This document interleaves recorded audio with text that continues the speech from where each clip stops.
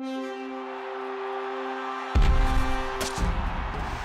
rivalry weekend in college football, and we at Pro Football Weekly want to give you some prospects to keep an eye on this weekend, whose names you might hear in April's draft. And I'm joined by our lead talent evaluator, Nolan Nawrocki. Nolan, let's start with the #1 Notre Dame Fighting Irish taking on USC. We should be keeping an eye on a battle in the trenches in this one. Notre Dame junior nose guard Louis Nix has been very stout all season. He's very athletic for a 340-pounder. I think he's going to give USC center Khalid Holmes a very difficult time this week. Holmes is very smart, great work ethic, very sound positional blocker, but he doesn't have a great anchor. I think that's going to make it very difficult to match up with a strong prospect like Nix.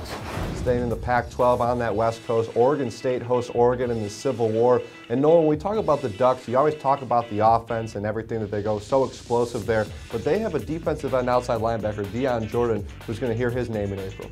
Yeah, he's been banged up the last couple weeks here, but you look at his tape and you watch him come off the ball, you really freeze that pain. There's time to see him taking 2 steps before the whole defensive line has even moved. Just an outstanding initial burst off the line.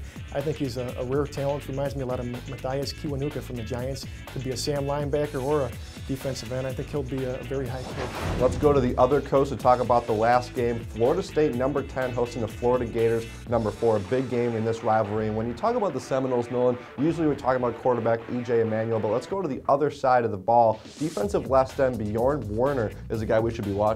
Yeah, Brandon Jenkins came into the season as the most hyped prospect on that defense, but Warner's the player that's really stood out this year. He's got a great motor, great hustle. Really, the energy and temperament is what really I think scouts are going to fall in love with in April.